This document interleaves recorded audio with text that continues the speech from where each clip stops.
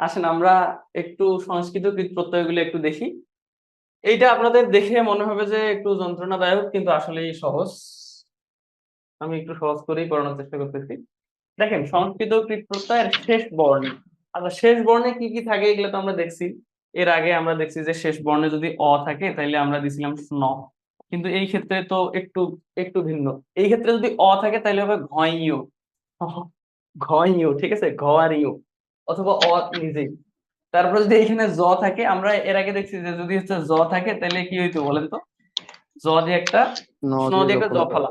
কিন্তু কৃত প্রত্যয়ের ক্ষেত্রে যদি জ থাকে তাহলে হবে ঘ্যান। কি হবে বলেন তো? ঘ্যান। ঘ্যান। কোন পাগলে যে বানাইছে এগুলো আল্লাহ জানুক। এই ক্লাস নিয়ে কি কাজে লাগে? মানে আমরা প্রত্যয় এগুলা কি প্রত্যয় খুব কেন দরকার করি? ছিল ভাই বাংলা ব্যাকরণে?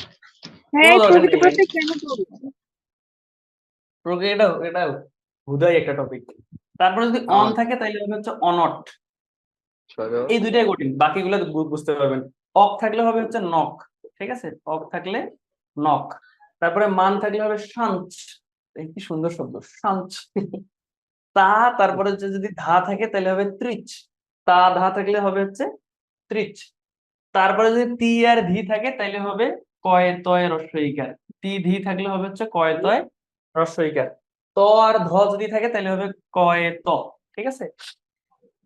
আর যদি ল থাকে তাহলে হচ্ছে অলচ। আর তব্য অনীয় বর যা আছে তাই, কোনো চেঞ্জ নাই।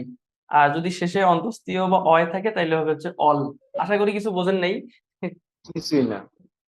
আচ্ছা, জি ভাইয়া, ঠিক এগুলো বলছেন। তো আসলে বোঝার কিছু নাই, এগুলো মুখস্থ করতে হবে বুঝছেন। কিছু বুঝিনি ভাই। এই কয়েকটা একটু মুখস্থ করতে হবে। এই অক থাকলে এটা কি প্রকৃতি হবে? প্রত্যয় পড়াইতে আসছি, আমার মুখস্থ বানানো এখন আর খেয়াল নাই। আচ্ছা, আজকে সারাদিনটা আমার উপর দিয়ে খুব কল গেল তো আসলে। যদি অপশন থাকতো ক্লাসটা মানে না নেয়ার, তাহলে আমি হয়তো ক্লাসটা না নিতাম আজকে। আহ আচ্ছা, এখন আসেন কিছু কিছু জিনিস আমরা একটু মুখস্থ করব।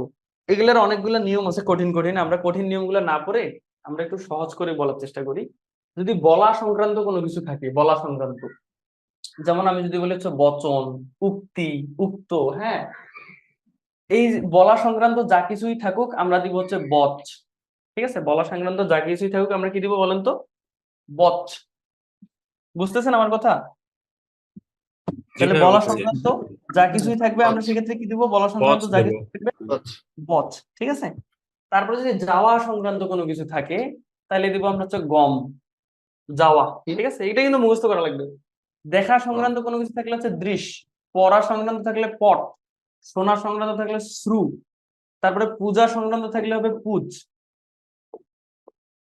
পুজ, ঠিক আছে। তারপর হচ্ছে চলা সংক্রান্ত হইলে চল, হত্যা সংক্রান্ত হইলে হচ্ছে হন, ঠিক আছে। করা সংক্রান্ত হইলে ক্রি, ধরা হইলে ধ্রি, স্থান হইলে শুধু স্থা, স্মরণ হইলে শ্রী, সৃষ্টি, সৃষ্টি হইলে হচ্ছে সৃজ, খাওয়া হচ্ছে ভজ।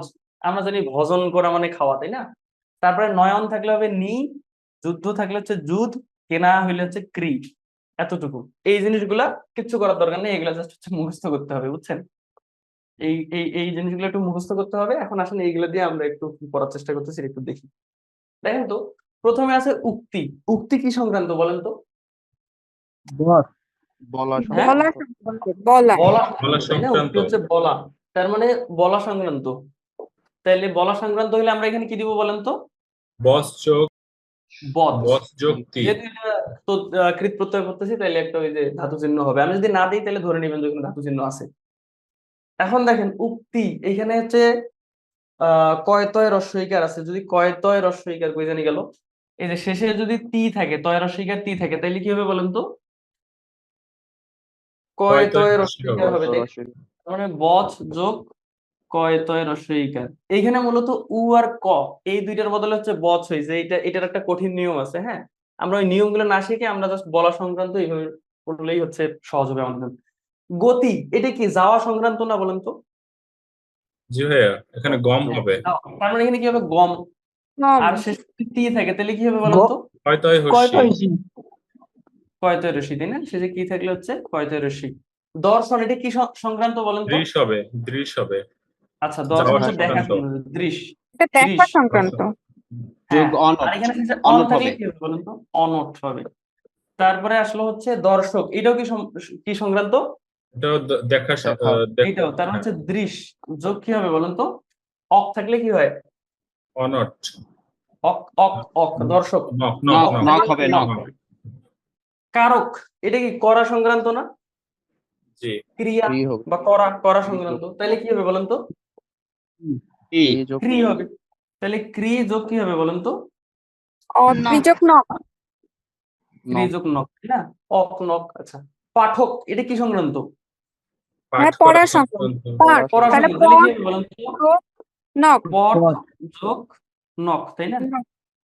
এরপরে নক। আসলো হচ্ছে নায়ক, এটা হচ্ছে কি হবে? নি যোগ কি হবে? অক থাকলে নক। থাকলে ভাই নক। তারপর পূজক, এটা কি হবে বলেন তো? পূজা হবে। পুজো যোগ নক। পুজো যোগ নক। পূজা হবে, হ্যাঁ পুজ যোগ হচ্ছে নক, তাই না? ঘাতক, এটা কি হত্যা সংক্রান্ত না? হ্যাঁ। তাহলে কি হবে অন বলেন তো? যোগ অন নক। অন হবে। হন যোগ সংযোগ অন যোগ নক। নক। কি যন্ত্রণা, কি যে পড়াই নিজেও বুঝি না, আপনারাও বুঝেন না। করণীয়, এটা কি সংক্রান্ত বলেন তো? কাজ কাজ সংক্রান্ত। মানে কোনো কিছু করা, কাজ করা সংক্রান্ত। করা করা সংক্রান্ত, তাহলে এটা কি হবে বলেন তো? নিয়। ক্রি যোগ, আচ্ছা আমরা একটু একটু আগে বোধহয় দেখছি যে হচ্ছে, কই জানি দেখলাম, এই যে তব্য, অনীয় আর বর, কই রে বাবা, এই যে তব্য, নো অনীয় চেঞ্জ। আর বর, এই ক্ষেত্রে কোনো তব্য চেঞ্জ নেই, অন্য বল, এগুলাতে কোনো চেঞ্জ নাই। যা আছে তাই। তার মানে ক্রিযোগ অনীয় হবে, তাই না?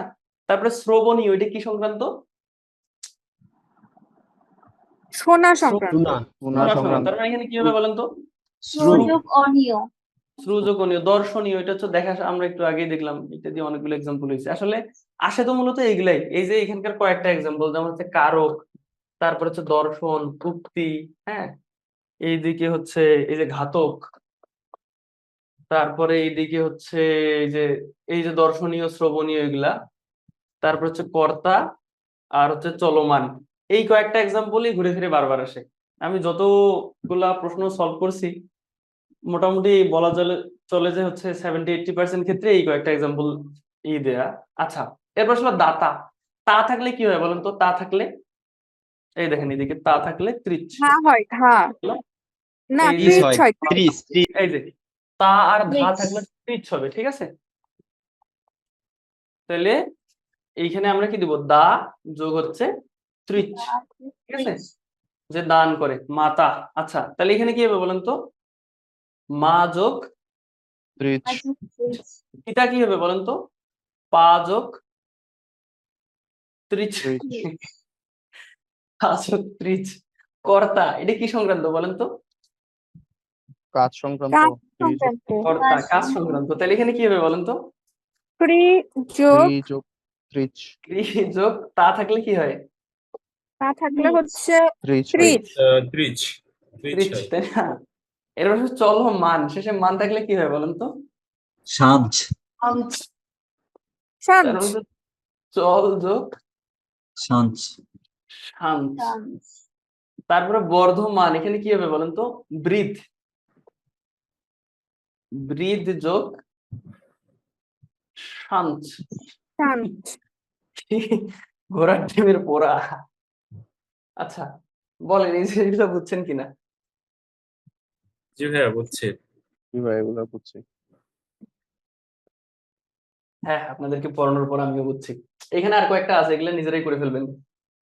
কোনটা কি সংক্রান্ত আশা করি বুঝতে পারবেন। এই যে কর্তব্য করা সংক্রান্ত, গন্তব্য হচ্ছে যাওয়া সংক্রান্ত, বক্তব্য হচ্ছে বলা সংক্রান্ত, হ্যাঁ, যুদ্ধ হচ্ছে, তারপরে হচ্ছে এই যে ভয়, এই ক্ষেত্রে শুরুতে একটা ভি দিবেন, জয়ের ক্ষেত্রে শুরুতে একটা জি দিবেন, ঠিক আছে? আর অয় যদি থাকে তাহলে হবে অল, ভি যোগ অল, জি যোগ অল। বাচ্চ, বাচ্চ কি সংক্রান্ত বলেন তো? বলা সংক্রান্ত। বলা সংক্রান্ত। যুদ্ধ তো দৃষ্টি হচ্ছে দেখা সংক্রান্ত, শ্রবণ হচ্ছে শোনা সংক্রান্ত, গমন যাওয়া সংক্রান্ত, ভোজন হচ্ছে খাওয়া সংক্রান্ত। হ্যাঁ, আচ্ছা ভোজন তাইলে কি হবে একটু বলেন তো আমায়? খাওয়া সংক্রান্ত। বলেন বলেন, আপনারা একটু বলেন, ভোজন কি হবে? ভোজন খাওয়া সংক্রান্ত হলে কি হয় বলেন তো?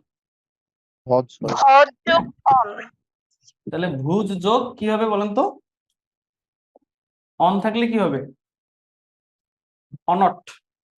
ভুজ অনট। যোগ অনট, ঠিক আছে। তারপরে আসলো হচ্ছে, আচ্ছা বক্তব্য এটা কি সংক্রান্ত বলেন তো? বলা বলা সংক্রান্ত। বলা বলা সংক্রান্ত।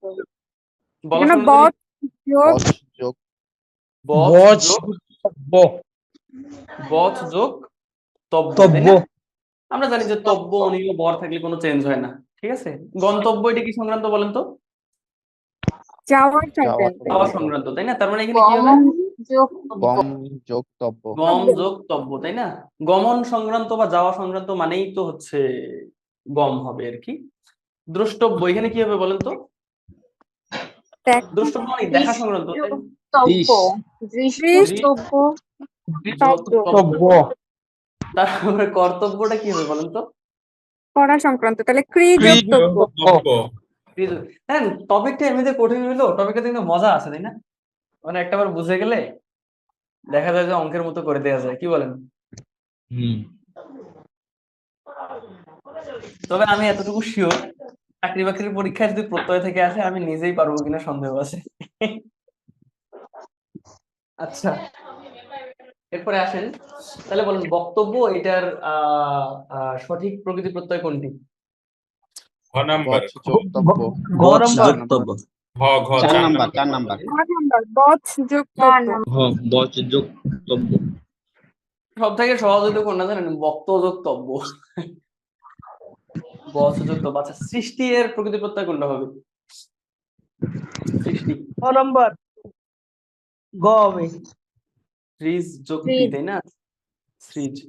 এরপরে আসলে হচ্ছে নয়ন, কি হবে? নি ই যোগ যোগ অন। নে যোগ অন। নিজগণ নয়ন, নে এটা নে হচ্ছে নি যোগ অন হবে, নি, 1 নাম্বার। ঠিক আছে। নি আমরা হচ্ছে দেখা সংক্রান্ত হইলে দৃশ আর নয়ন লিখে দিছিলাম বোধহয়, নয়ন থাকলে নি হয় আর কি। নায়কের ক্ষেত্রেও নি হবে অবশ্য। এখানে অনট হবে না? অনট অনট তো অপশনে দেয়া নেই। অনট যদি অপশনে দেয়া না থাকে তাহলে অন হবে, আর যদি অনট থাকতো তাহলে অনট হইতো। আচ্ছা, নিচের কোনটি কৃত প্রত্যয়ের উদাহরণ, কোনটা বলেন তো? ত্রি যোগ তব্য। কৃত প্রত্যয়। তব্য আচ্ছা। ত্রিযোগ তব্য। এই জায়গায় দেখেন, এখানে রুট চিহ্নটা দিলে তো বোঝাই যাইতো, মানে ধাতু চিহ্ন দিলে তো বুঝতেই পারতেন যেটা, কিন্তু ধাতু চিহ্ন না দিয়ে আপনাদেরকে কনফিউজ করবে। তারপরে আসলে নিপাতনের সিদ্ধ যে 4টা আছে, আরেকটা কই লিখছে, বুদ্ধিতে শক্তি, বুদ্ধিতে শুদ্ধি। এই দেখেন এখানে 4টা, গীতি হচ্ছে গই যোগ কয়তয় রস্যই।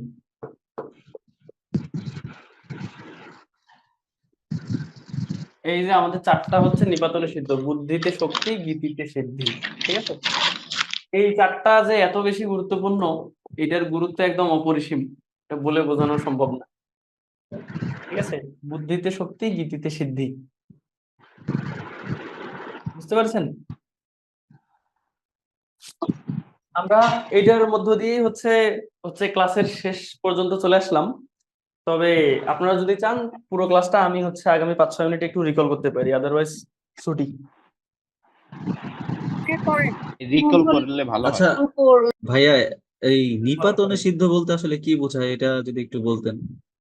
নিপাতনের সিদ্ধ জিনিসটা আসলে যেটা কোনো নিয়ম টিয়ম মানে না, হ্যাঁ। তো প্রত্যয়ের ক্ষেত্রে এটা কি কোনো নিয়ম মানছে? ধি, তুমি সিদ্ধ মানে নজরুল ইসলাম বলা যায় না ভাই? হ্যাঁ হ্যাঁ, কাজী নজরুল ভাইয়া ইসলাম যে কোনো কিছু শক্তিটা মানতো কি না। বই যুক্তি? শক্তি এটা হচ্ছে শক যোগ কয়তয় রস্যই। সবগুলাই কিন্তু ইয়া হবে, ইয়া চিহ্ন হবে, ধাতু চিহ্ন হবে। ও, তার মানে উনি একটা লেখাই নেই, শক্তির জায়গায় ইয়া গীতিটা লিখে দিছে। আচ্ছা যাই হোক, আমি এটা আসলে চেক দিতে পারিনি, তো আমি আপনাদেরকে বললাম বোধহয় ক্লাসের শুরুতে যে আমি বুদ্ধিতে শক্তি, গীতিতে সিদ্ধি, এটা মানে কি বোঝানো হয়েছে? ওইটা মানে একটা শর্টকাট টেকনিক দিয়ে আপনাদেরকে বোঝানো হয়েছে যে 4টা শব্দ নিপাতনে সিদ্ধ।